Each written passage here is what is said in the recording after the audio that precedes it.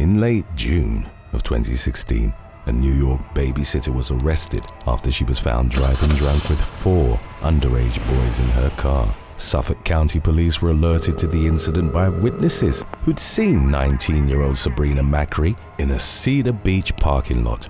Bystanders would later tell law enforcement that the inebriated babysitter had had trouble locating her black 2015 Honda Civic at around 2 p.m. in the afternoon. Once she and the children were in the vehicle, McCay attempted to drive away, but her Civic was stopped by a Good Samaritan who blocked it with her own vehicle.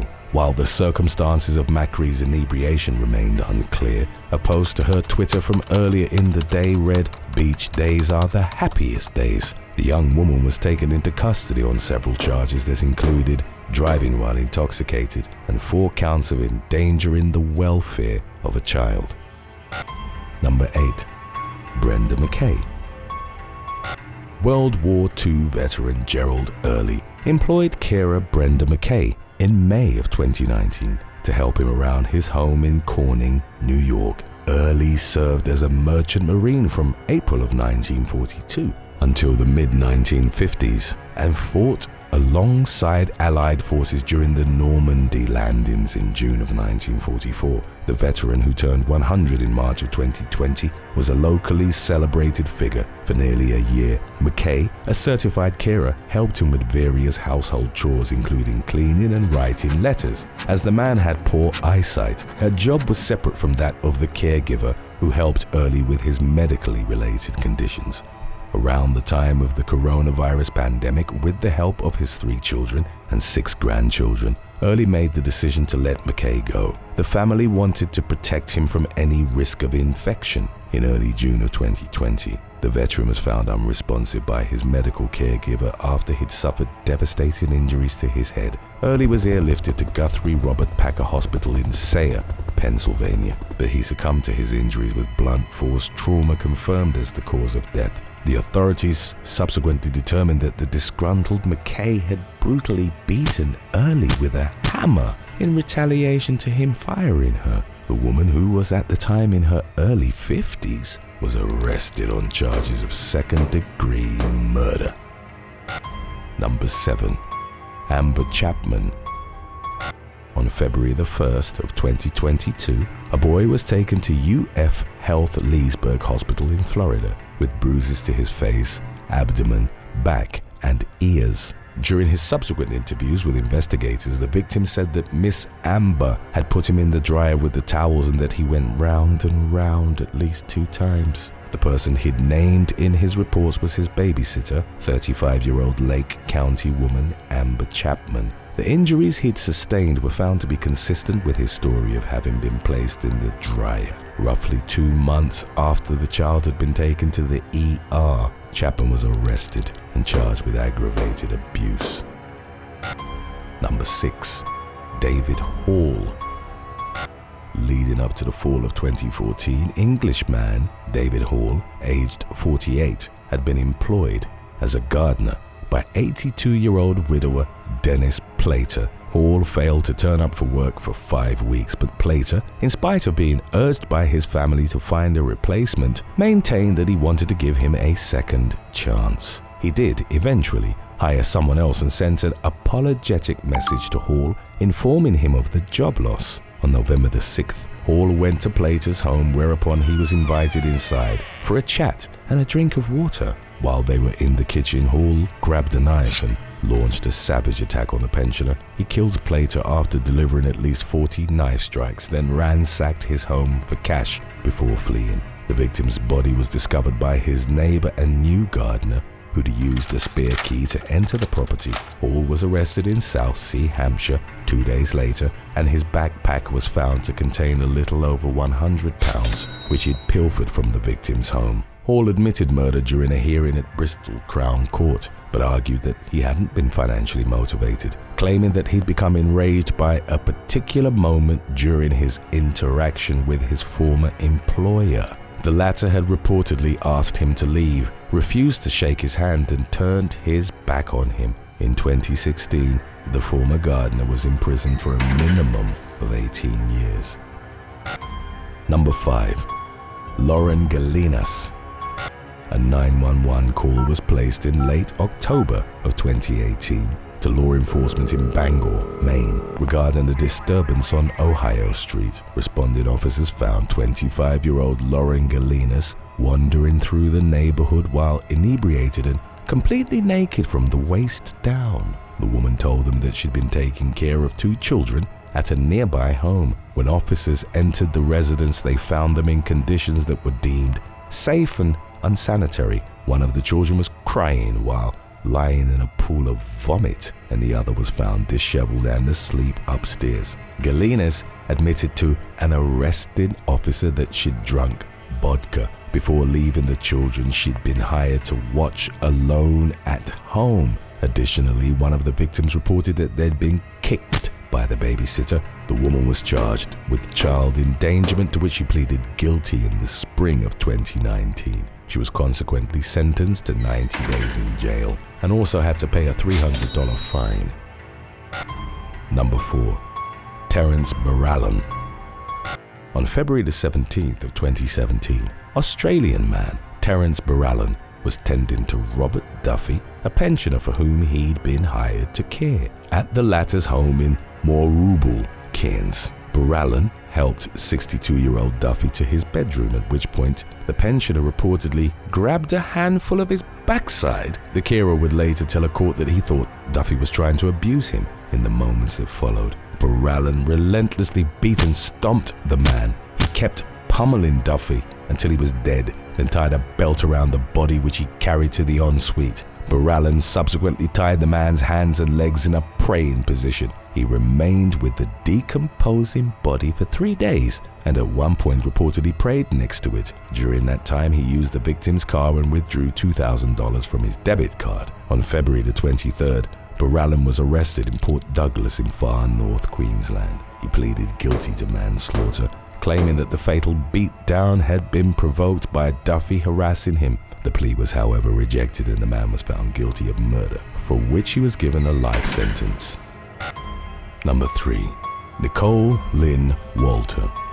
Florida nanny Nicole Lyn Walter was arrested on April the 20th of 2020 for engaging in a number of lewd acts, allegedly while in the presence of the children for whom she cared. Walter, who was at the time in her late 20s, produced taboo content to be sold online and charged extra for live videos in which children were seen on camera. Those clips were allegedly priced at $8 per minute. Investigators uncovered that as Walters engaged in self-gratification, the victims were heard playing or crying in the background. One of them claimed to have been inappropriately touched by the nanny. The police also found video material involving minors in Walter's possession. She was initially arrested in connection to the latter charge and lewd behavior before being released on a $72,500 bond. The Pensacola-based nanny was rearrested in the summer of 2020 and charged with human trafficking. Escambia County Chief Deputy Chip Simmons told the media at the time,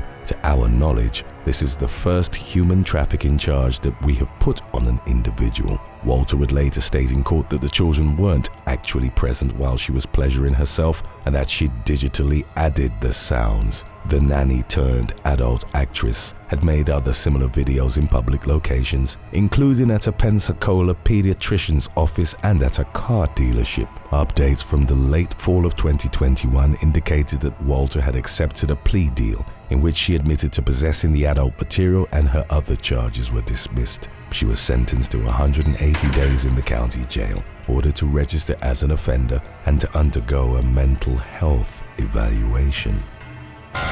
Today's topic was requested by Heather Lee, True Crime Coming Oct, and Borderline Betty 8180. If you have any other topics you'd like to learn about, subscribe and let us know in the comments section below.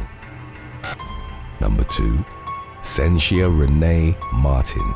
On January the 10th of 2015, Sensia Renee Martin was hired to be a topless maid at the home of 74-year-old retired law enforcement officer Robert Krigler in Inglewood, Los Angeles. The practice of nude housekeeping had been popular in the city for many years, with a number of companies offering topless maid and waiter services. 3 days after Martin had been hired, on January the 13th, local police found Krigler dead at his home. The man, who was a naval reservist, a civil air patrol pilot, and a former member of the Redondo Beach SWAT team, had been beaten with a shotgun until it broke and sliced on the neck, close to the point of decapitation. Martin, the last person to have seen Krigler alive, was tied to the murder through forensic evidence and video surveillance. The 36-year-old woman attempted to defend herself during a 21-day trial, but a jury ultimately found her guilty. In the fall of 2015, she was sentenced to 35 years to life for the brutal slaying. We'll be lining up our long compilation on when assumed role models go wrong. Archive number 1. Stick around if you feel like doing some They Will Kill You binging. Number 1. Henry Cardana. On April the 5th of 2023, New Mexico law enforcement was called to the Rio Rancho residence of 82-year-old June Ann Fennell by her caregiver, Henry Cardana. It called 911 and said, "I can't control her anymore. She needs, for her own safety, get her the hell out of here." Fennell spoke to the operator as well and said that there were guns in her home and she didn't feel safe. Body cam footage released in November of 2023 would show a series of disturbing exchanges that took place inside the home following the arrival of the police.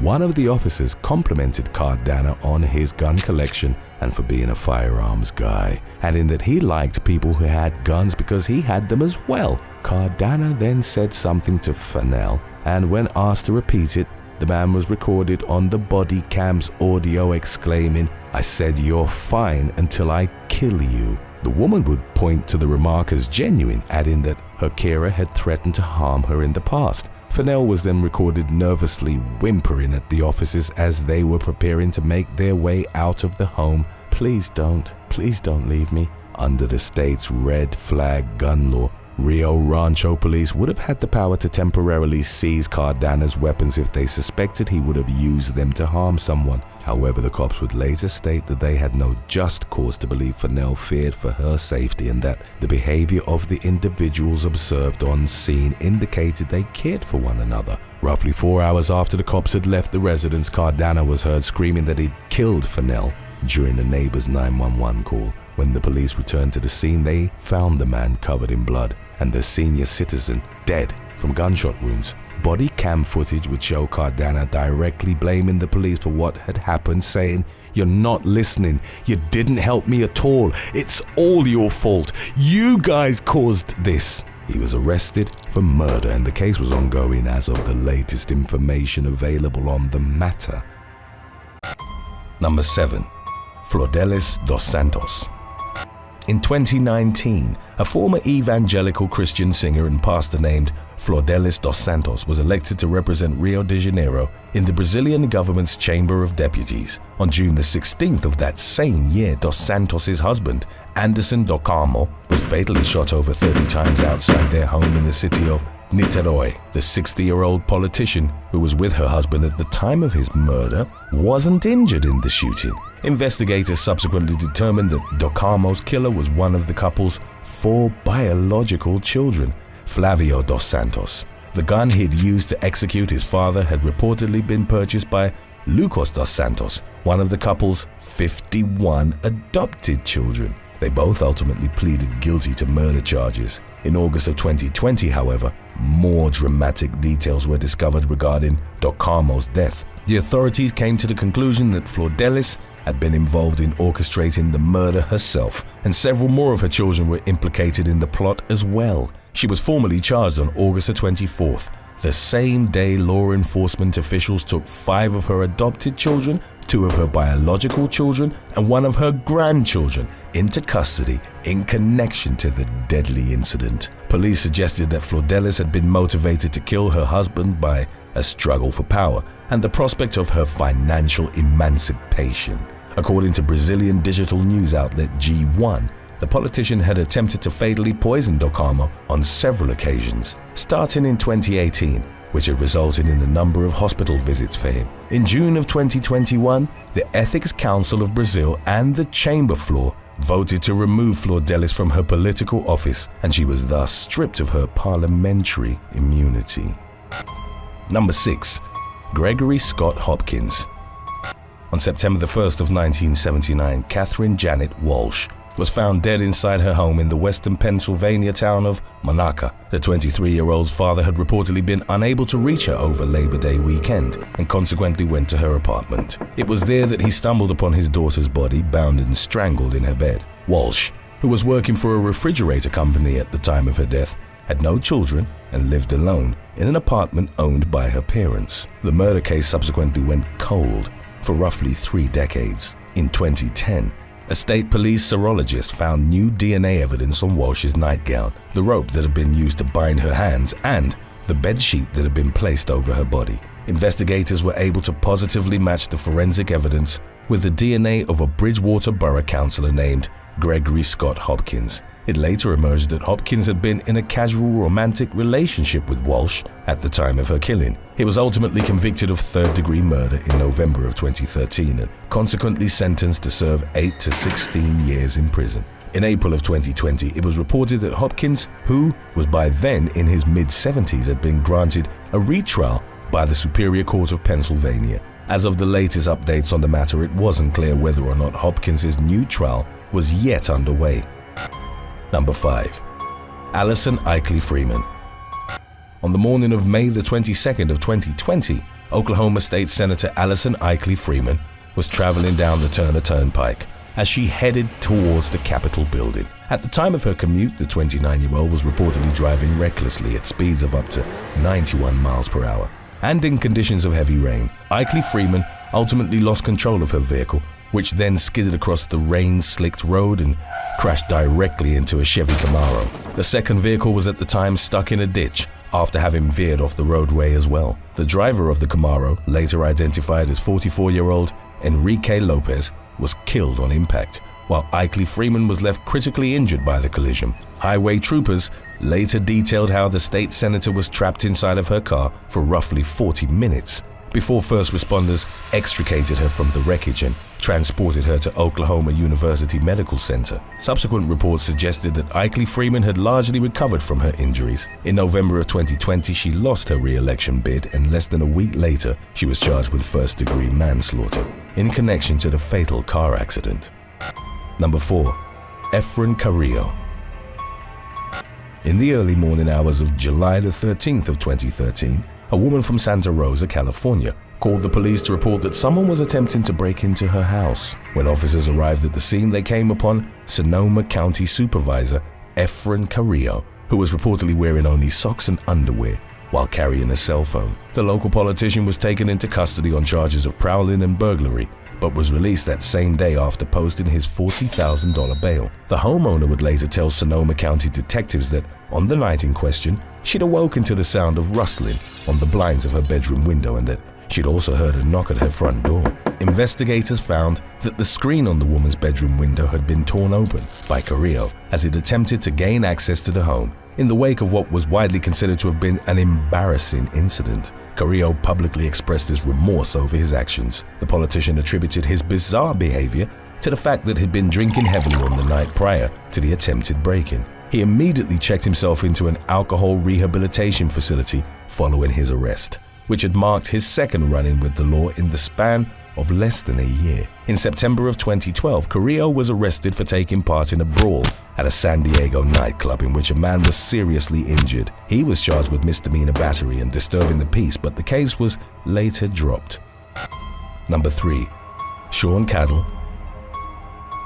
A political consultant from New Jersey was arrested after it was discovered that he'd solicited the services of 2 hitmen to murder his colleague in April of 2014. The court documents associated with the case didn't disclose the names of the victim or the suspects involved. However, the description of the situation that was provided by prosecutors reportedly matched the circumstances surrounding the 2014 death of 52-year-old Michael Galdieri, a longtime political operative who'd worked for Cattle's consulting group. It was previously assumed that Galdieri, who'd been arrested on drugs and weapons charges in 2007, had been killed during a drug-related dispute. In January of 2022, however, investigators were able to connect Cattle to the incident. The latter reportedly confessed to paying thousands of dollars for a pair of hitmen to carry out the fatal stabbing that the victims Jersey City residence before setting the apartment ablaze in an effort to conceal any evidence of the murder. 44-year-old Cattle appeared in federal court via video conference and ultimately pleaded guilty to conspiracy to commit murder for hire. It was reported that the maximum penalty for his crime was life imprisonment and a $250,000 fine. Cattle was released from custody on a $1 million unsecured bond, and he was subsequently ordered to remain inside his home until his criminal trial. Number 2. Rebecca Warren.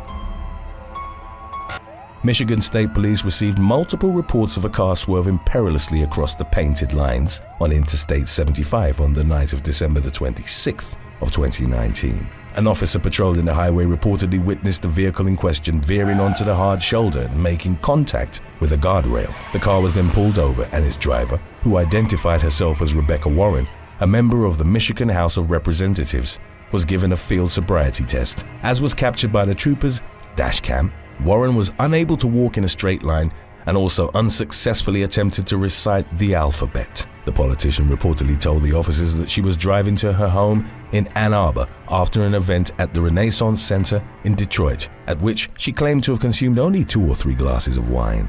Throughout her interaction with the state troopers, Warren boasted about her status within the community. She reportedly begged them not to take her into custody, claiming that doing so would end her career and go down as their most famous arrest. The lawmaker refused to consent to a breathalyzer test at the scene of the traffic stop, but 2 vials of her blood were eventually collected at a nearby hospital. It was ultimately determined that her blood alcohol level was 0.212, which is nearly 3 times the legal driving limit. Warren pleaded guilty to a reduced charge of misdemeanor driving while intoxicated and was consequently sentenced to 1 year of probation and 10 years of community service.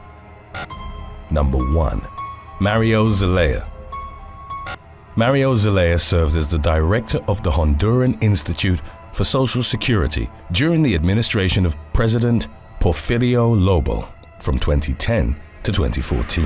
While he was on a business trip to Chile, Zelaya reportedly became infatuated with a local woman named Natalia Kiofari, age 28. He showered her with lavish gifts in an effort to impress her with his purported wealth. Zelaya allegedly vowed to help Kiofari leave the Platinum Club in Santiago, where she worked as a high-class escort and exotic dancer. During the course of their relationship, which the Honduran politician kept secret from his wife and 3 children, Zelaya reportedly bought Kiofari 2 apartments, a beachside property, 2 SUVs, as well as high-end perfumes, watches, and clothes. In addition to the opulent gifts, Zelaya was alleged to have given his mistress roughly $4,000 in cash on a monthly basis. Honduran authorities began investigating Zelaya's financial affairs in 2013. It was ultimately discovered that the politician had been siphoning money directly from the Institute for Social Security, which is reportedly granted an annual budget of approximately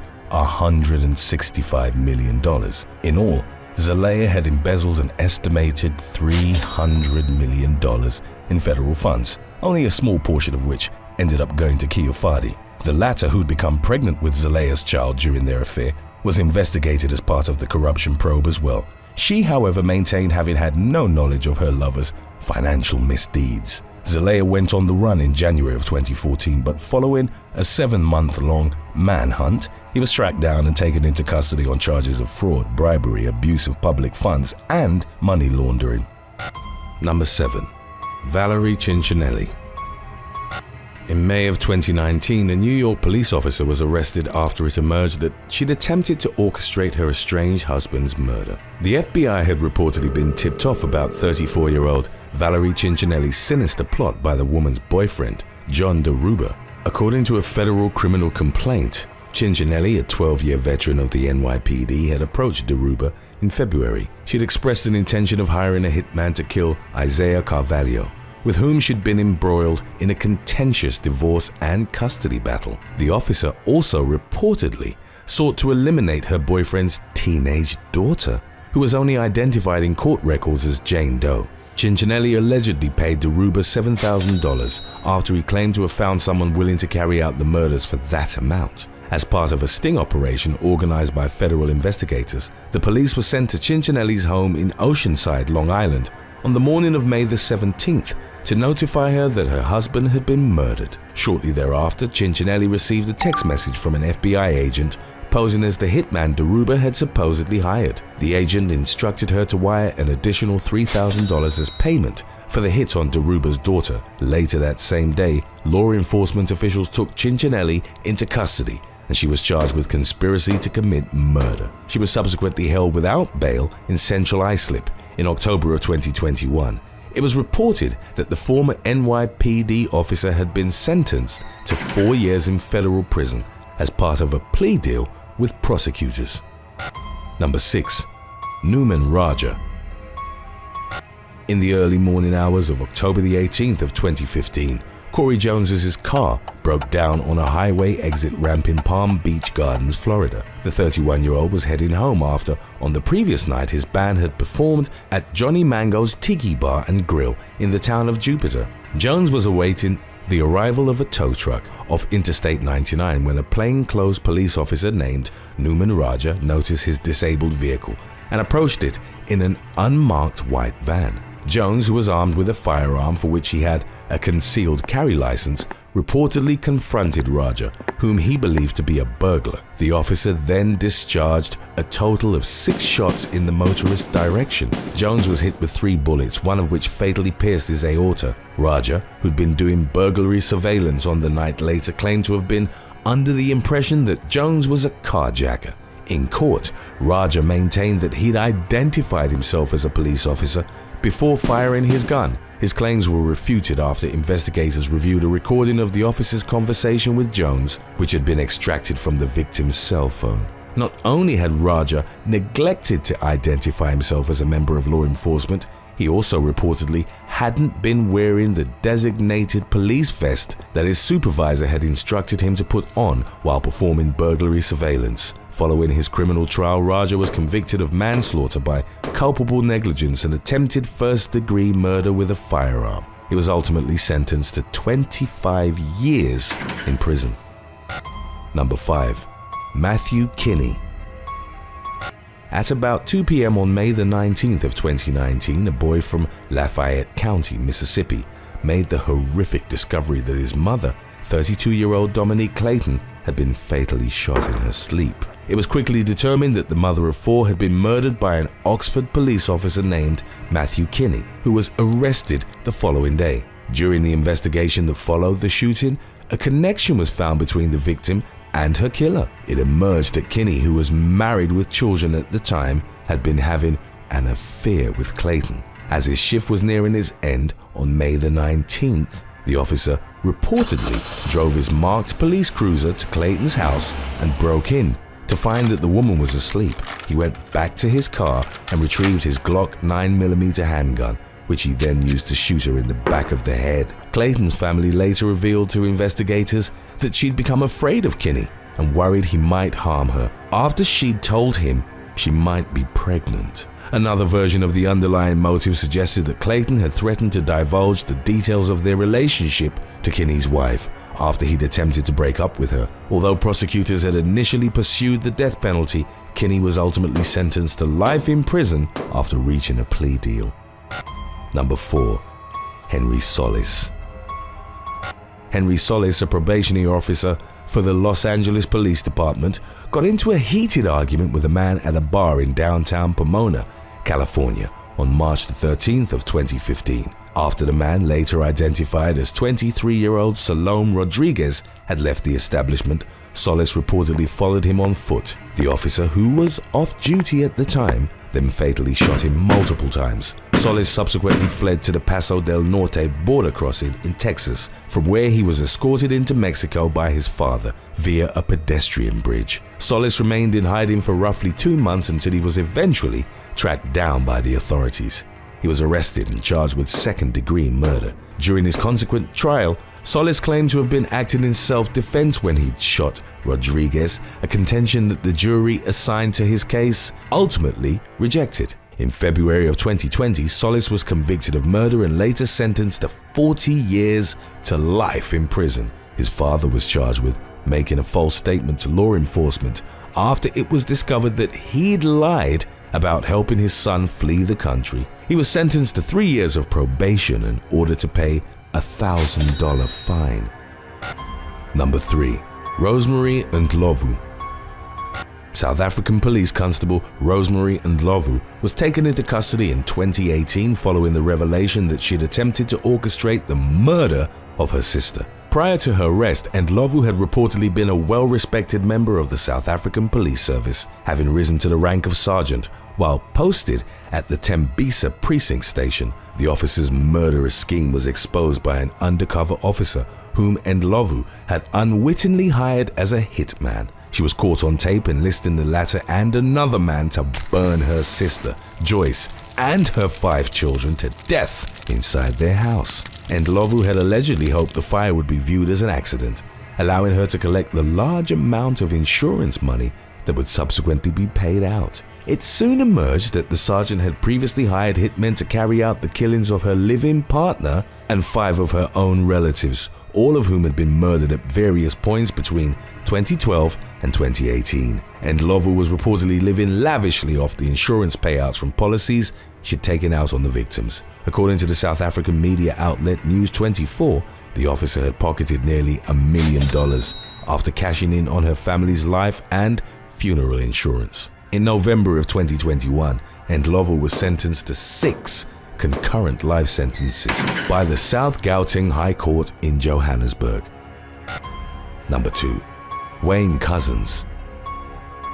Shortly after 9:30 p.m. on March 3rd of 2021, marketing executive Sarah Everard, aged 33, was arrested by a Metropolitan Police officer in Clapham, South London. The officer, identified as 48-year-old Wayne Couzens, had reportedly stopped the woman on the street as she was walking home from a friend's house. He then proceeded to handcuff her under the false pretense that she'd violated local COVID-19 guidelines. Couzens then forced her into a white car that he'd rented only a few hours earlier. The officer's cell phone was later pinged in the village of Sibetswold. The authorities would determine it to be the area where the officer had assaulted and fatally strangled Everard in the early morning hours of March 4th. The victim's boyfriend contacted local law enforcement to report her missing later that day, and an investigation into her whereabouts was subsequently set into motion. Roughly a week later, Couzens was arrested on suspicion of kidnapping Everard. They'd been spotted together in CCTV footage corresponding to the night of her disappearance.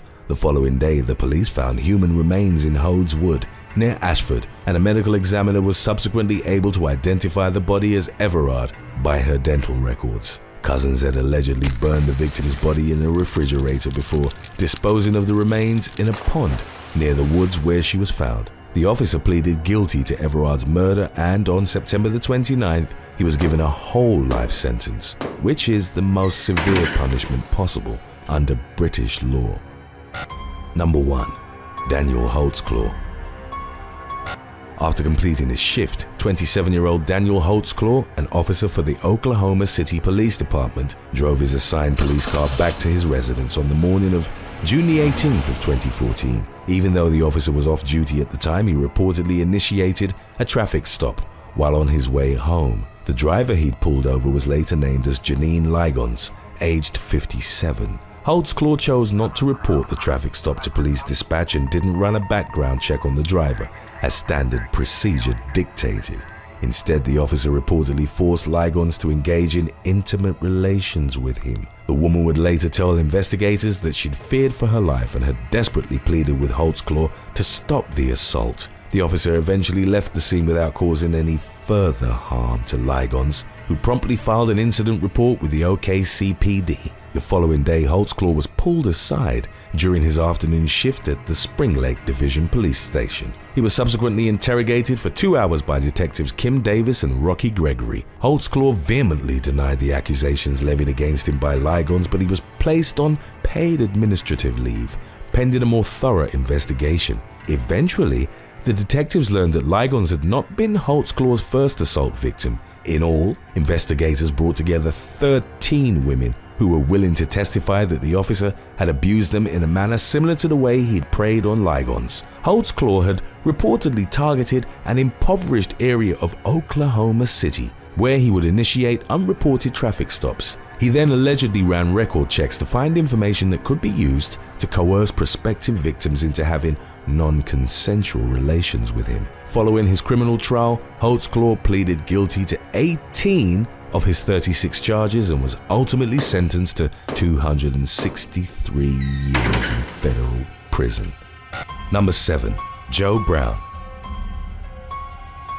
The star of the hit reality court show, Judge Joe Brown, was arrested on March the 24th of 2014 and charged with 5 counts of contempt of court. In addition to regularly appearing on television during his series' run of 15 seasons, Brown formerly served as a criminal court judge in Shelby County, Tennessee. As a favor to an acquaintance, Brown had agreed to review a child support case being presided over by Magistrate Harold Horn. According to Horn's account of the incident, Brown grew increasingly hostile towards the magistrate after he refused to discuss ancillary details of the case that were not written in the schedule. Brown repeatedly shouted at Horn and challenged his judicial authority.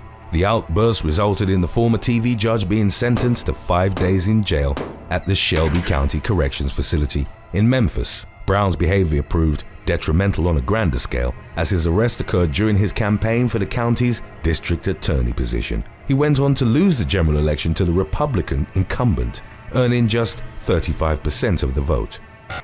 Number 6. Jessica O'Brien. Jessica O'Brien stepped down from her position on the Circuit Court of Cook County, Illinois, after it emerged that she'd committed mortgage fraud during her career as a realtor. O'Brien had owned and operated a real estate company for a number of years prior to her judicial election. In November of 2012, the 51-year-old had risen to prominence as the first Filipina judge elected in Cook County's history. Her husband, Brendan, was a fellow circuit judge, and the couple were well respected within their community. According to O'Brien's 2017 indictment, the judge and her former business partner, Maria Bartko, had exaggerated their company's sales numbers in an effort to fraudulently obtain mortgages on 2 properties in the city of Chicago in 2004 and 2006. The inflated figures that O'Brien put on her mortgage applications ultimately defrauded her lenders of $1.4 million. She was brought to trial on bank and mortgage fraud charges and convicted of her crimes in February of 2018. O'Brien appeared remorseful during her court proceedings, tearfully shouting, "I'm an embarrassment," at one point in the trial. Despite her apparent contrition and her cries for leniency from the federal judge in charge of her case, she was ultimately sentenced to 1 year and 1 day in prison. In the wake of her conviction, O'Brien formally resigned from the court. Number 5. Cynthia G Impero. Cynthia G Impero of Florida's 17th Circuit Court was arrested and charged with driving under the influence on November the 5th of 2013. On the night of her arrest, the call was made to 911, reporting an erratic driver who'd almost crashed their white Mercedes-Benz into multiple vehicles on the roadway. An hour later, a Broward County police officer initiated a traffic stop with Impero, who was driving a vehicle that matched the 911 caller's description. The officer had spotted Impero as she swerved and came perilously close to hitting a parked car, and thus pulled her over. The circuit judge initially refused to follow the policeman's request for her to exit the vehicle, claiming she was going to call her attorney. She was unable to dial the numbers on her cell phone, however, and she then begrudgingly agreed to step out onto the sidewalk. The officer noted that Impero was visibly unstable as she made strenuous attempts to get out of the car, having to use the door to prop herself up. Impero refused to take a breathalyzer test, causing her driver's license to be suspended automatically. She pleaded not guilty to DUI charges in December of 2013, but was ultimately sentenced to 20 days of house arrest and a year of probation. The judge stopped presiding over criminal cases following her conviction, and in 2015, the Florida Judicial Qualifications Committee recommended she be given a 90-day suspension, as well as a $20,000 fine as a result of her DUI. While awaiting a final ruling by the Florida Supreme Court, Impero made the decision to resign in February of 2016. Number 4. Diane Vittori Caraballo. A former Mahoning County Court judge was convicted of stealing hundreds of thousands of dollars from one of her deceased clients in June of 2019. 50-year-old Diane Vittori Caraballo of Youngstown, Ohio, was first elected as a Sebring Court judge in 2002 and was subsequently re-elected to the position in 2006 and 2012. In addition to her judicial responsibilities, Caraballo also operated a private law practice. One of her clients was Robert Sampson, whose will she'd drafted prior to his death in 2015.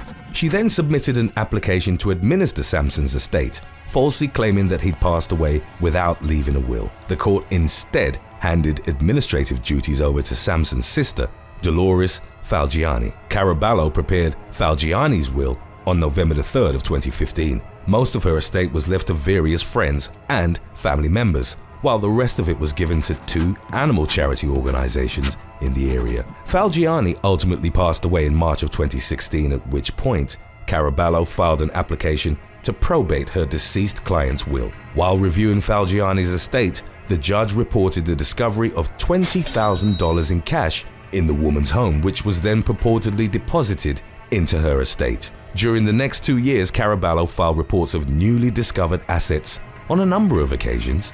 With each report, the judge secretly siphoned varying amounts of money from her late client's fortune. In total, Caraballo stole $328,000 from Falgiani's estate, the full amount of which she was ordered to pay in restitution upon her conviction. She was also sentenced to 30 months in prison and 3 years of supervised release.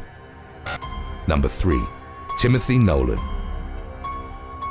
In 2018, a district judge from Campbell County, Kentucky, was found guilty on human trafficking charges and other related felonies. Timothy Nolan, aged 71, held his judicial office for nearly 3 decades, during the course of which he'd become well known for his strict sentences and hardened courtroom demeanor. He was also a staunch political activist, having worked closely with Donald Trump's presidential campaign in 2016. The former judge became the focus of an investigation which revealed that he targeted a total of 19 young women over a period of many years, forcing them to perform intimate acts against their will. Nolan reportedly made his victims take sedatives so as to prevent them from resisting his advances. As per his predatory modus operandi, he would threaten to arrest them or evict them from their homes if they contacted law enforcement or refused to perform the acts he demanded. Nolan ultimately pleaded guilty to the 21 various charges levied against him in court. Although he attempted to prolong his trial by firing his attorney and threatening to withdraw his guilty plea, Nolan was eventually sentenced to the maximum prison term of 20 years and was also ordered to pay a fine of $100,000. Number 2. Lyn Rosent. Florida Judge Lyn Rosent was taken into custody by police after she'd collided with a concrete median and struck a patrol car on the way to work. Rosent approached the judge's parking lot at the Broward County Courthouse shortly before 9 a.m. on May the 27th of 2014. A deputy present at the scene witnessed the sitting judge driving erratically as she sideswiped a parked police car with her BMW. She kept driving, eventually crashing into the security gate near the entrance to the parking lot. She reversed her vehicle and hit the gate several more times. The deputy stopped her and requested she exit the car. Rosent was noticeably unsteady and struggled to step out onto the pavement. Her speech was slurred and she freely volunteered the information that she'd been involved in another crash earlier that morning. Rosent said that a truck had tried to run her off the road, causing her to collide with a median on the interstate. She claimed to have recorded the incident with her cell phone camera. Officers reviewed the footage Rosent had captured, only to discover that the judge had crashed into the divider due to her own inability to stay in a single lane and not because of any other vehicle. Although there was no alcohol found in Rosenthal's system, she did admit to taking an Ambien pill the night before her arrest. She was charged with a DUI and eventually resigned from the 17th Circuit Court in October of 2015. She was the 3rd Broward County judge found guilty of driving under the influence within a 6-month period after the convictions of Cynthia Impero and Giselle Pollock. Number 1. John A. Westheimer.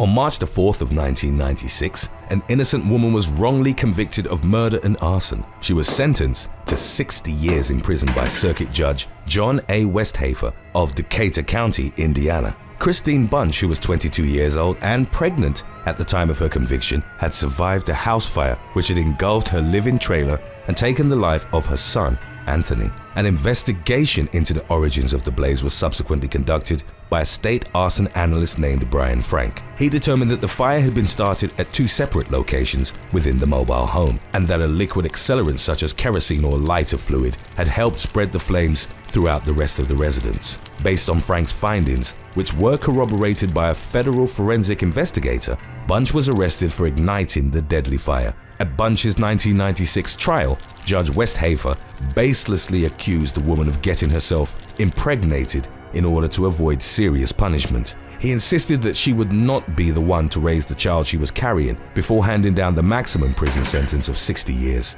Bunch served more than 17 years behind bars before she was eventually exonerated of the crime. Investigators ascertained that the kerosene present in the home at the time of the fire could have been attributed to the kerosene-powered heater in the living room. As a result of this discovery, it was determined that the accelerant was not poured on the floor by Bunch, as the prosecution had previously argued in court. Westheimer retired in January of 2012, just a few months prior to Bunch's release from prison. Number 7. La Rosa Maria Walker Asaker and Dwight Broom Palmer, 2 high school basketball coaches at the Elite Scholars Academy in Jonesboro, Georgia, were criminally charged following the death of a student at basketball practice.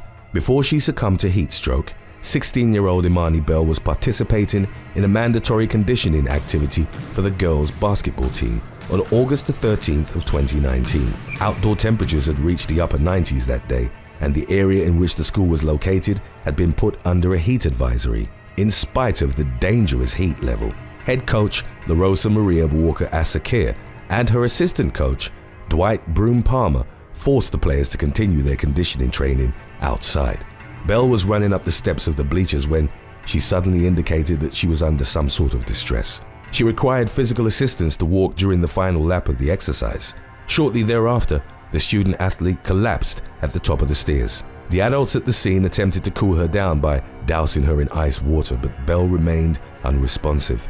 Paramedics arrived at the school within minutes, and Bell was taken to Southern Regional Medical Center, where she would later go into cardiac arrest. She was pronounced dead at 8:23 p.m., less than 3 hours after her initial collapse. Walker Asaker and Palmer faced charges of second-degree murder in connection to the incident. A local district policy requires schools to cancel outdoor athletic activities in the event that the heat index rises above 95 degrees Fahrenheit. On the day of Bell's passing, the heat index had swelled to 106. Number 6. Esther Stephen and Shelby Heistand, a pair of high school softball coaches from Portland, Indiana, were arrested following the fatal shooting of Shay Breyer, aged 31, on January the 12th of 2020. Esther Stephen, also 31, and Shelby Heistand, aged 18, conspired to carry out the murder while the former and Breyer were in the midst of a heated legal battle over the custody of their child. The 2 women had first met up at a church in Fairview on the night the killing took place. They called Breyer and made plans to pick him up at his home in Portland. Upon doing so, the 3 drove to a bridge on County Road 125 West. While on the bridge, Stephen distracted Breyer long enough for Heistand to grab a .22 caliber rifle and shoot the man in the back. Breyer was found lying in the middle of the road at approximately 2 a.m. and was subsequently transported to the hospital, where he was later pronounced dead. Stephen and Heistand, who both served as coaches for the Fort Recovery High School softball team, were arrested 2 days later in connection to the shooting. Stephen reportedly told law enforcement that she'd become angry with the victim after he expressed an intention of establishing his paternity for the child they shared. Breyer also allegedly petitioned for child custody, filed for parenting time, and sought a name change for the child. Both suspects were ultimately sentenced to 55 years in prison for the murder. Number 5. Joyce Churchwell. The volleyball coach at Berry Hill High School in Tulsa, Oklahoma, was taken into police custody after allegedly engaging in intimate relations with a male student and a former teacher.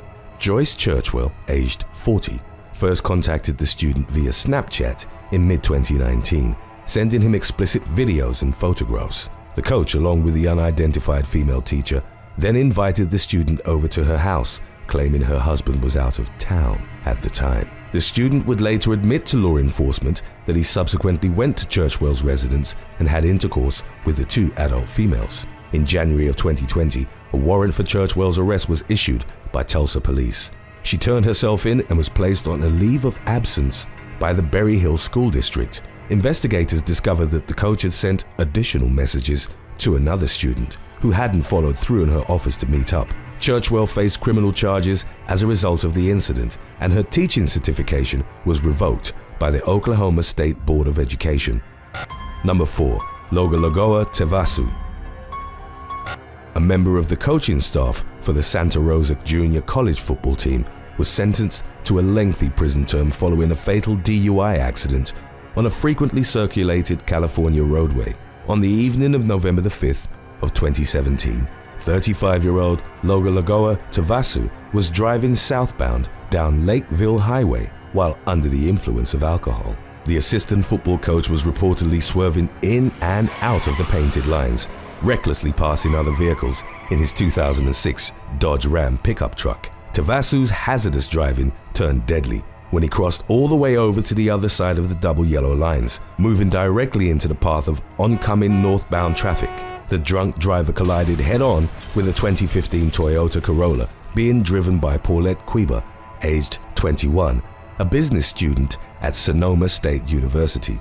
The violent crash not only involved the vehicles driven by Tevasu and Quiba, but 3 additional cars as well. Emergency responders were dispatched to the scene, and 3 of the individuals involved in the wreck were transported to Memorial Hospital. A total of 5 people suffered minor to moderate injuries, while Quiba ultimately passed away from hers. She'd been driving to her home in Rohnert Park after spending the night with family members. They'd been celebrating the 10th anniversary of their arrival in the United States from the Philippines. Tevasu's blood alcohol level was roughly 3 times the legal driving limit at the time of the accident, and in the aftermath, he was held on charges of murder and drunken driving. The former football coach would have faced the lesser charge of manslaughter for Quiba's death, but he'd already been given a DUI conviction back in 2011. This caused his charge to be upgraded to second-degree murder, and a judge sentenced him to 15 years to life behind bars. Number 3. Haley Renault. A 23-year-old volleyball and basketball coach from Washington, Illinois, was arrested after it was discovered that she'd slept with a student. In 2018, Haley Renault was chosen to become a member of the coaching staff for both the girls' volleyball and basketball teams at Washington Community High School. She'd previously been a standout athlete at the school herself, before going on to play basketball at Eureka College. On July the 29th of 2019, Renault resigned from her coaching roles after allegations surfaced that she'd used her position of authority to establish an inappropriate relationship with a Washington student. Local police arrested the former coach on August the 5th, and she subsequently faced criminal charges in relation to her improper conduct. She was sentenced to 90 days in jail and 2 years of probation, during which she was ordered to perform an unspecified number of community service hours. Number 2. Taylor Bong Cal. Taylor Bong Cal, aged 22, was accused of maintaining an inappropriate, intimate relationship with a high school student while she served as the coach of the school's track team. In 2017, Bong Cal was finishing up her teaching degree at Central Connecticut State University when she first came into contact with the 18-year-old male. As part of the requirements associated with her field of study, Bong Cal was a student teacher at Conard High School in West Hartford. The student with whom she would eventually strike up a relationship was in the social sciences class she taught. After graduating from her collegiate program, the Beacon Falls native was asked to join the school staff as an assistant track coach. The male student subsequently asked for Bong Cal's phone number, and the two began dating in December of 2017. During the course of their involvement with one another, Bong Cal and the student reportedly had intercourse on multiple occasions, with all of their meetings occurring outside of school property. The details of their relations were revealed to the school resource officer in West Hartford by an uninvolved student. Bong Cal was promptly fired by Conard High School, and a warrant for her arrest was issued by the authorities, at which point she turned herself into the police. Rather unexpectedly, the parents of the male student claimed that he and Bong Cal were in love, and consequently requested the former track coach not be prosecuted. While Bong Cal did initially face charges stemming from their relationship, she was admitted to a special rehabilitation program that resulted in the dismissal of all her charges. Number 1. Joseph Mills.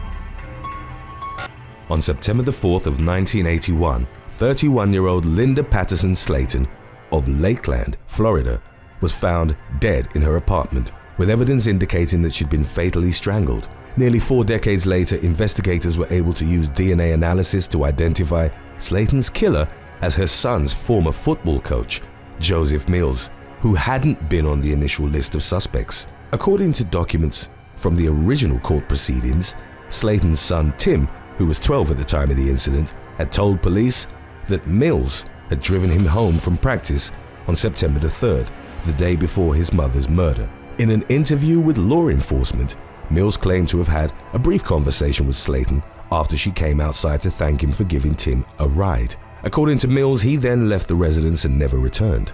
DNA recovered from the crime scene didn't match anyone in criminal databases, and the case subsequently went cold for 38 years. It wasn't until June of 2019 that police were finally able to name Coach Mills as the perpetrator of Slayton's killing. The positive identification was made by investigators through a process called genetic genealogy. Forensic analysts cross-reference DNA from a crime scene with public genealogy databases, which consist of DNA that has been voluntarily uploaded by members of the general population. In doing so, scientists at Parabon Nanolabs were able to select Mills as the most likely culprit of the decades-old crime. Upon confirming that Mills was responsible for the crime, Lakeland police took the 58-year-old into custody. Mills insisted that Slayton had died while the two were engaged in consensual intercourse, but evidence at the crime scene suggested otherwise, and he was charged with first-degree murder.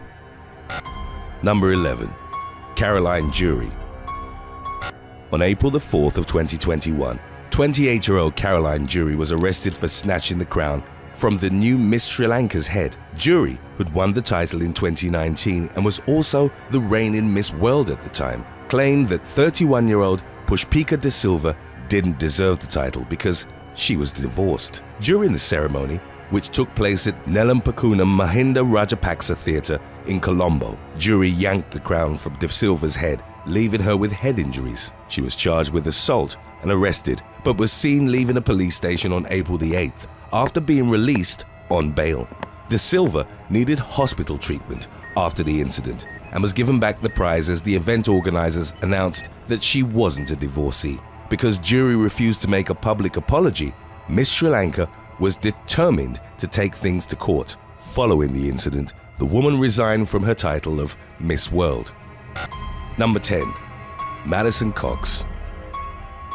On May the 23rd of 2016, 17-year-old Madison Cox was arrested and charged for forging doctor's notes to skip class at a high school in South Carolina. A year prior, Cox had won Most Photogenic at the Miss South Carolina Teen International Beauty Pageant. The former beauty queen was allegedly caught counterfeiting slips from a chiropractic practice in Duncan named the Paris Family Chiropractic. According to police statements, Cox had stolen a notepad from the practice and penned the letters to cover her absence from class. However, the dates she'd written on the slips could not be accounted for, as the doctor's office was either closed on those days or Cox hadn't been registered as a visitor. Number 9. Laura Zuniga. On December the 22nd of 2008, 23-year-old Mexican model Laura Zuniga was arrested along with 7 suspected drug traffickers at a military checkpoint in Zapopan outside Guadalajara. They were traveling in 2 trucks filled with guns and ammunition, as well as 16 cell phones and $53,300. One of the men in the group was identified as Angel Orlando Garcia Urquiza, the brother of an alleged drug trafficker, and appeared to have been her boyfriend. Zuniga, a former preschool teacher, was due to represent Mexico in an upcoming international pageant after winning the Miss Sinaloa title in 2009. She told police that she was planning on traveling to Bolivia and Colombia to do some shopping. In a later interview for Radio Formula, Zuniga claimed to have been kidnapped by her boyfriend, Urquiza, and that she had no knowledge of his illegal activities. She was initially sentenced to 40 days in custody, but was released and charges against her were dropped as there was no evidence that tied her to criminal activity. Her story inspired the 2011 film Miss Bala. Number 8. Kendra Gil. On August 3rd of 2013, 18-year-old Kendra Gil was arrested in Utah for making and throwing potentially fatal bombs from a moving car. She was charged with felony bomb possession along with 3 other friends after driving around a suburban area and throwing plastic bottles filled with tin foil and toilet cleaner. Following the arrest, Gil expressed remorse and stepped down from her position as Miss Riverton. The former beauty queen and her friends had reportedly targeted other friends as a prank and claimed to have meant no harm. Although nobody got hurt, officials stated that the improvised bombs could have caused great injuries or even death. They were initially charged with possession of an explosive device, punishable by 1 to 15 years in prison. However, in September of 2013, the teenagers pleaded guilty to the reduced charges of attempted possession of chemical or incendiary devices and were required to complete 200 hours of community service. Number 7. Kia Hampton. On May the 28th of 2017, 28-year-old Kia Hampton was arrested in Allen County, Ohio, for bringing drugs onto government facility grounds. Hampton, who'd been crowned Miss Kentucky USA in 2010 as the first African-American woman to represent Kentucky in the competition, was caught smuggling 2.82 grams of marijuana into the Allen Correctional Institution in Lima. She was bringing the drugs to Jeremy Kelly, an inmate at the prison. Officers from the Ohio State Highway Patrol caught on to Hampton after listening to recorded phone calls. After gathering sufficient evidence, they warranted a cavity search and later reported that while the woman was interrogated, she reached into her pants leg and pushed out a marijuana-filled balloon to the floor. Although prosecutors pushed for a prison sentence, Hampton received probation following a hearing in March of 2018. Number 6. Laura Mojico Romero. In February 2021, 25-year-old Laura Mojico Romero was detained in Huatusco, a city in the Mexican state of Veracruz, on accusations of being part of a kidnapping gang. Romero was originally from the city of San Juan Bautista Tuxtepec in Oaxaca and had won the Miss Oaxaca Regional Beauty Contest in 2018. The beauty queen faced up to 50 years in prison if proven guilty. She was captured along with 3 other women and 5 men after a sting operation held by personnel specialized in kidnapping. According to the latest update on the case, Romero and the 7 other alleged kidnappers remained in custody for 2 months after the arrest. The investigation is ongoing. Number 5. Nikki Poteet. In August of 2020, 34-year-old American woman Brittany Nicole Poteet was charged with 2 counts of serious assault for allegedly whipping her ex-boyfriend with a metal dog chain. The woman, who'd moved to Australia in 2014, was reported to have left gashes across the 43-year-old's back after flogging him inside their Sydney home. Police charged her with a 2nd count of assault for also breaking the man's nose. Known by her nickname as Nikki, she had performed as a professional wrestler for Kingdom Wrestling Entertainment and was also crowned Miss Virginia USA in 2011. However, soon after, Nikki was forced to give back her crown after posting a picture of herself wearing it with the caption, "Miss Alcoholic USA." Her accusations were adjourned to Burwood Local Court in September. Number 4. Oria Vasquez Rios. On June the 30th of 2013, Puerto Rican woman Oria Vasquez Rios was arrested in Madrid by the Spanish National Police on accusations of conspiring to murder her estranged husband. The former Miss Puerto Rico Petite winner had been on the run for over 7 years. On September the 23rd of 2005, Rios and Adam Joel and Hang, from whom she was finalizing a divorce, were leaving a nightclub together after paying hitman Alex Pabon $3 million to kill her husband. Rios lured Anhang to an agreed-upon spot in Old San Juan, where Pabon stabbed and beat him to death. To hide her involvement, Rios claimed to have also suffered minor injuries during the attack and made it seem like a mugging gone wrong. Initially, authorities mistakenly arrested and jailed an innocent man for the assassination. Rios was not suspected until a subsequent independent FBI investigation found Pabon guilty for the murder in 2008. However, by that time, the former beauty queen had fled to Italy in 2006 and managed to stay in hiding until June of 2013. After being detained by the Spanish police while incarcerated, Rios became pregnant and had a baby. She then married the father in jail in an attempt to have the Spanish court prevent her extradition as being the mother of a Spanish citizen. However, only 1 month after giving birth, in September of 2015, she was extradited to Puerto Rico under FBI custody. Her trial was set to begin on August the 28th of 2017, but it was delayed until August the 21st of the following year. In October of 2018, Rios was found guilty of her indictment and sentenced to life in prison. Number 3. Adaine Matthias.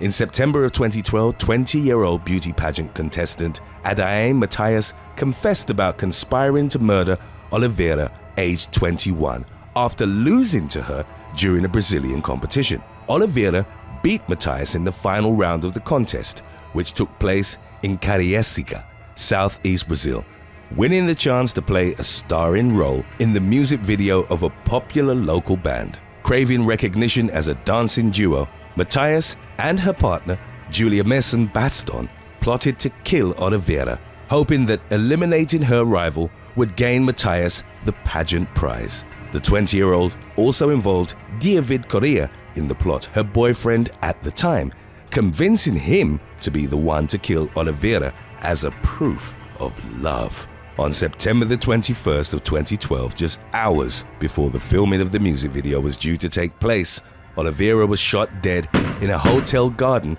by Correa. After the killing, he allegedly texted his girlfriend saying, "Now you can have some ham with your breakfast," where ham is believed to be Brazilian slang for dead body. Soon after, Matthias and Baston confessed to planning the killing, and all three involved have been charged with first-degree murder. Number 2. Darlene Gentry.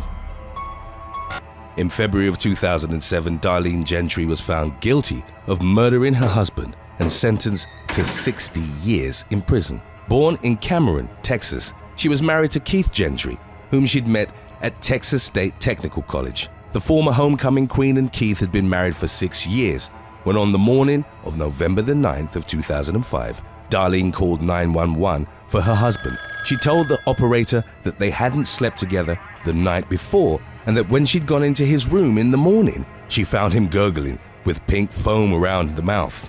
She also stated that all his guns were gone and that their back door was open. When police arrived, they found Keith Gentry had been shot in the head but was still alive. However, there were no signs of forced entry around the house. The man was rushed to the hospital, and while searching the area, police found a stack of weapons just outside the Gentry home. They also found it suspicious that Darlene, a registered nurse, had done nothing to help her husband, so they took her to the station for interrogation. An hour into the woman's interview, Keith was deemed brain dead. After taking Darlene to the hospital to sign papers that would take her husband off life support, officers returned her to the station, where they decided she was the prime murder suspect. Further investigations revealed that Darlene had shot Keith herself with a 9-shot, 22 caliber revolver his father had given him that she later disposed of in a pond. Number 1. Ruth Kamande. In May of 2018, 24-year-old Kenyan Ruth Kamande was sentenced to death for murdering her boyfriend, Fareed Mohammed, 3 years prior. While awaiting trial, Kamande won a beauty pageant in jail and was crowned Miss Langata Prison in Nairobi. After the verdict, she repeatedly tried to appeal the country's Supreme Court decision to sentence her to death, but her efforts proved fruitless. Mohammed's family reportedly requested a sentence to match the crime after Kamande had stabbed him 25 times with a kitchen knife. The Kenyan woman claimed that her boyfriend had tried to infect her with HIV. However, the judge accused her of manipulative behavior and showing no remorse after the brutal attack that had left her boyfriend's dead body drenched in blood. Number 6. Henry Ruggs III. On November the 2nd of 2021, professional football player Henry Ruggs III was involved in a fiery car crash that resulted in the death of a 23-year-old woman and her dog. Prior to the fatal incident, Ruggs had been regarded as a promising young player, having been selected by the Las Vegas Raiders with the 12th overall pick of the 2020 NFL Draft. The 22-year-old man and his girlfriend, Kiara Kilgo Washington, had allegedly been seen drinking at a Top Golf location in Las Vegas on the eve of the accident. They reportedly left the venue around midnight. According to local police, Ruggs was traveling down the roadway at speeds of up to 156 miles per hour. As he approached a Toyota RAV4 driven by Tina Tintor at approximately 3:40 a.m., the man slammed on his brakes in an attempt to avoid the imminent collision. Unfortunately, his Chevrolet Corvette Stingray had been traveling too fast for his preventative efforts to succeed, and it plowed into Tintor's vehicle at 120 miles per hour. Ruggs struck the SUV with such violent force that the woman's car immediately burst into flames, trapping her and her dog Max inside. The Clark County coroner later determined that Tintor burned to death while she was stuck in the flaming vehicle. Ruggs and Kilgo Washington were taken to the University Medical Center of Southern Nevada to be treated for the minor injuries they'd sustained during the crash. Doctors discovered that Ruggs' blood alcohol level was 0.161% at the time, which was more than twice the legal driving limit in the state of Nevada. Upon his release from the hospital, Ruggs was remanded into police custody and charged with felony counts of DUI resulting in death and reckless driving. He was released by the Las Vegas Raiders less than 24 hours after his arrest. The case's preliminary court hearing was scheduled for March the 10th of 2022. Number 5. Miley Cyrus.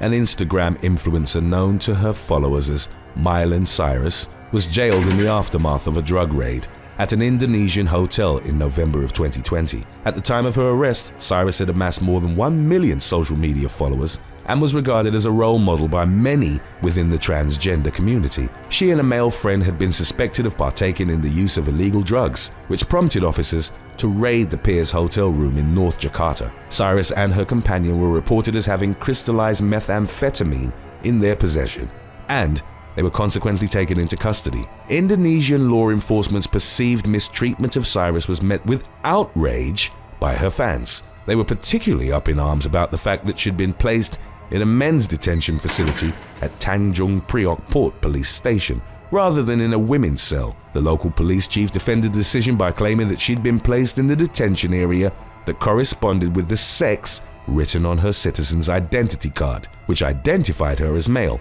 Amidst mounting condemnation of the police's handling of the situation, the social media celebrity was moved to a private cell. The charges levied against Cyrus in connection to her drug possession carried a maximum penalty of 4 years in prison. Number 4. Stephanie Peterson. A Florida schoolteacher was arrested in February of 2018 after it emerged that she'd engaged in intimate relations with a male student. 26-year-old Stephanie Peterson, who was married at the time, had been employed as a science teacher at New Smyrna Beach Middle School. The boy with whom she'd been involved eventually told his parents about their illicit affair, and law enforcement officials subsequently launched an investigation into Peterson's activities. According to the student's testimony, Peterson had begun sending him explicit photographs of herself in November of 2017. The boy alleged that in the months that followed, the teacher drove to his house during the late evening hours on several occasions in order for them to spend time together without his parents' knowledge. Peterson was also accused of purchasing marijuana for the victim, as well as other drug-related paraphernalia. Her position was by definition one of a role model, but the woman used her authority to manipulate the young boy into keeping their romantic involvement a secret. As their relationship continued, the student's school performance reportedly began to suffer, which prompted him to inform his parents about the affair and finally put an end to it.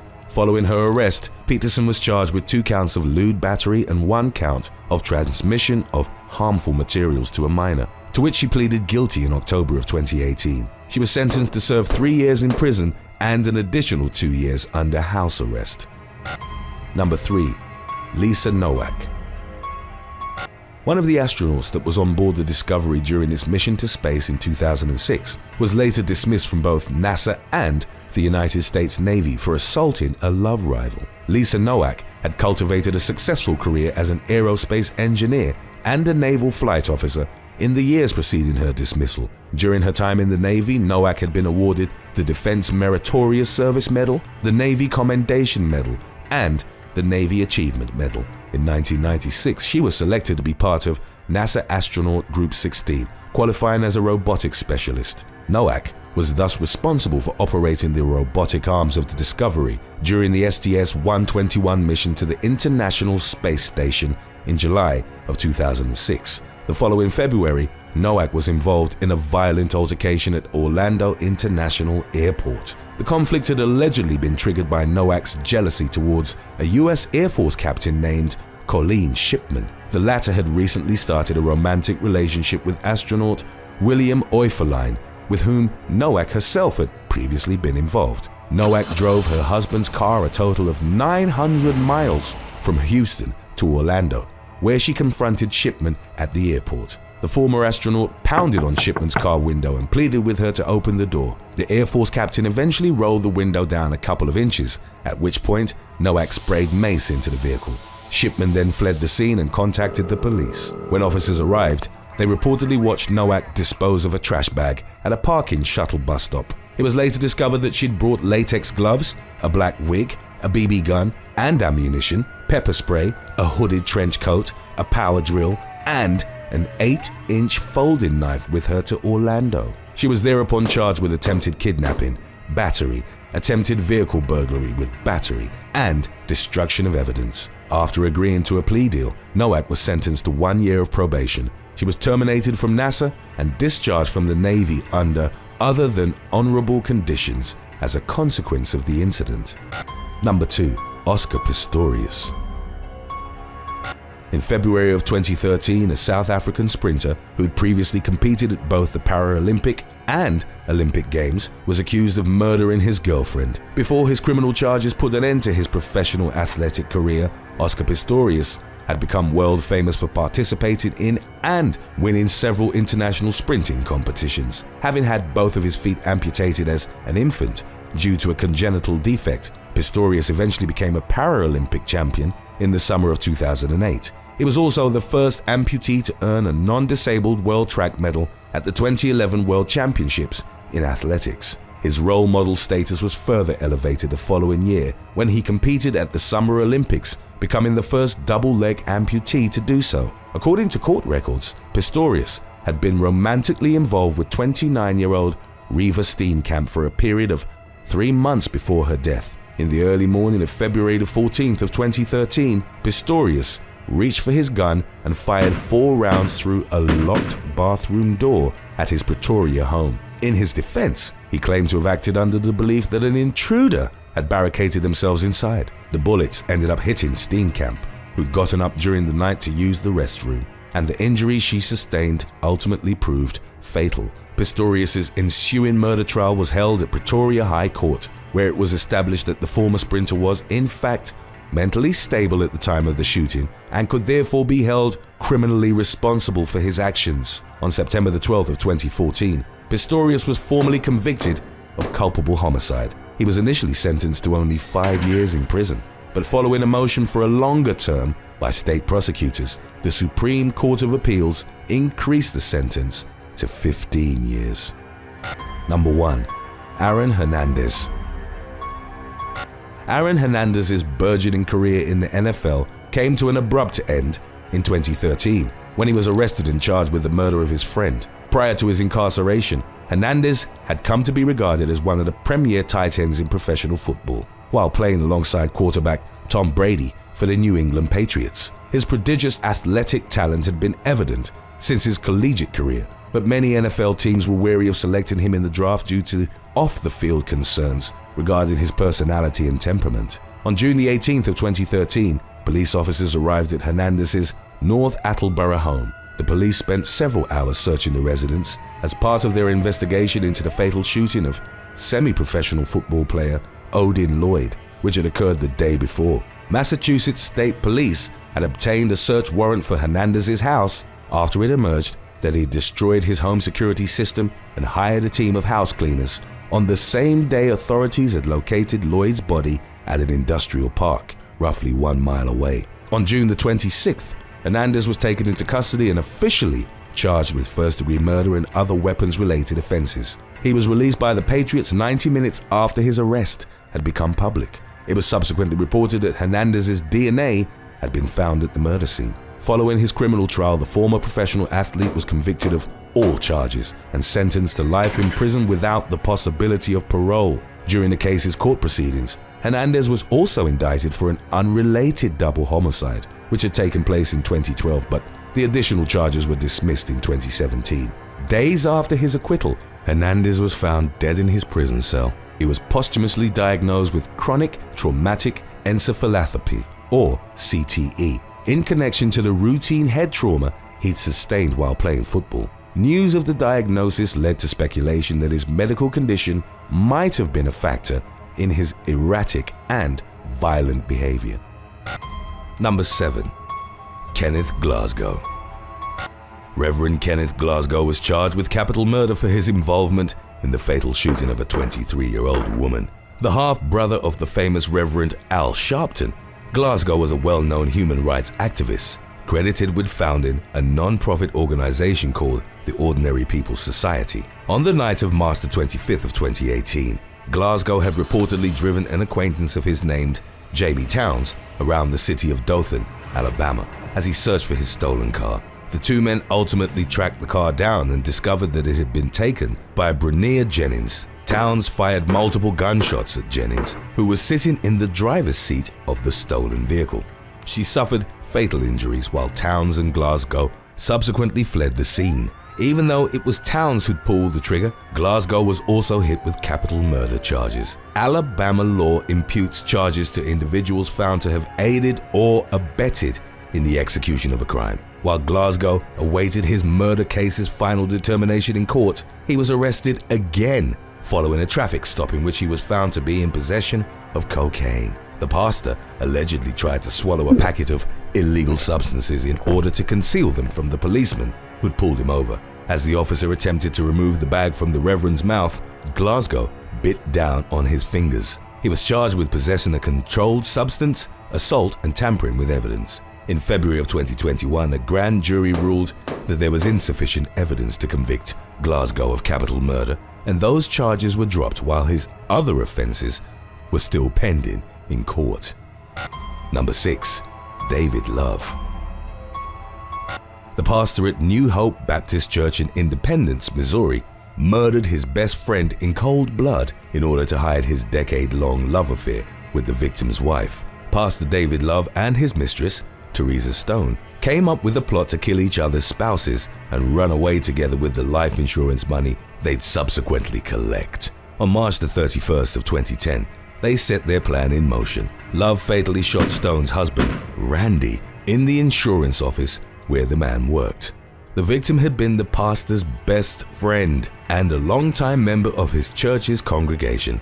Love even went on to deliver an emotional eulogy at Randy's funeral. The next step of the scheme involved Love breaking his own wife's neck and staging a car accident to conceal the murder.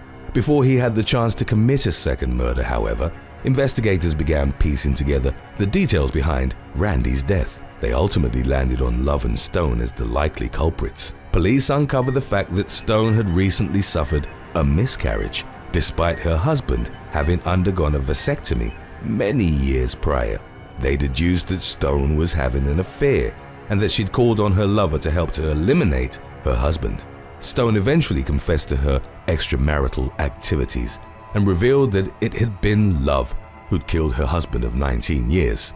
The pastor maintained his innocence, but after the evidence against him became indisputable, he was charged with first-degree murder. In November of 2011, he avoided the death penalty by taking a plea that reduced the charges down to second-degree murder. He was sentenced to life in prison, while Stone was sentenced to 8 years after pleading guilty to charges of conspiracy to commit murder. Number 5. Kenneth Copeland. one of the most popular televangelists in the world, publicly declared that he could cure his followers of COVID-19 and put an end to the pandemic altogether. He also encouraged viewers to continue paying tithes to his Fort Worth megachurch, even in the face of the economic crisis brought on by the outbreak. Kenneth Copeland is one of the most famous champions of the prosperity gospel, which supports the notion that God bestows material wealth upon those who are faithful in giving their money to the church. Copeland's net worth is estimated to be upwards of $300 million, largely as a result of the proceeds earned by his international ministry. He has long been criticized for his perceived misuse of church donations, having relied on his ministry's funds to purchase luxury mansions, private jets, and other personal indulgences. He faced further derision due to his behavior during the initial onset of the COVID-19 pandemic. In a televised sermon on March the 11th of 2020, Copeland told viewers to place their hands on their television sets so that he could permanently heal them of the disease. On March the 29th, Copeland claimed that he had executed judgment on COVID-19 and that the pandemic would come to an end as a result. During a sermon in April, in a video that was ridiculed online, he blew air out of his mouth in the direction of the camera, claiming to have blown the wind of God at the coronavirus. Copeland opened himself up to further criticism, as he'd also told members of his church who'd lost their jobs to continue paying their weekly tithe. Copeland's response to the pandemic was widely mocked, with many finding his statements dangerous, irresponsible, and to be minimizing the seriousness of the illness. Number 4. Jacob Malone. 37-year-old Jacob Malone was accused of orchestrating a murder-for-hire plot while he was still incarcerated for a previous crime. Malone formerly served as the youth pastor at Calvary Fellowship Church in Downingtown, Pennsylvania. He eventually resigned from his position in November of 2015 after allegations had surfaced that Malone had abused a young woman who'd come to live with him and his wife. Church leaders learned of the assault, which had resulted in the victim getting pregnant, and Malone was consequently forced to step down. He pleaded guilty to the offense in 2017 and was sentenced to 3 to 6 years in prison by Judge Jacqueline Cody. While serving out his term, Malone reportedly asked fellow inmate Angelo Tomeo to murder both Judge Cody and the head pastor at the Fellowship Calvary, Harold Lee, who'd been a key witness in Malone's conviction. In exchange for carrying out the killings, Malone offered Tomeo over $5,000, but the latter turned him down and reported his proposal to detectives. 2 months later, the former youth pastor approached yet another inmate with a similar proposition, but was rejected once again. When investigators followed up on and confirmed Tomeo's claims about his former cellmate, Malone was ultimately charged with criminal homicide, aggravated assault, and terroristic threats. Number 3. Frederick Smith. A pastor from Memphis, Tennessee, was arrested on felony theft charges after stealing the identity of a 77-year-old member of his church and using it to commit credit card fraud. The inception of Pastor Frederick Smith's scam dated back to May of 2015. Smith had asked Clevie Williams, a founding member of the New Life Holiness Church congregation, to serve as a prayer leader on the church's motherboard. Williams was honored by Smith's request and enthusiastically accepted it, but the decision swiftly proved to be ill-fated. Smith claimed that he would need certain pieces of personal information from Williams in order to make her position official. He subsequently obtained her social security number, driver's license, and information from one of her utility bills. Not long after giving this sensitive information to the pastor, Williams began receiving credit card invoices showing charges between $10,000 and $60,000.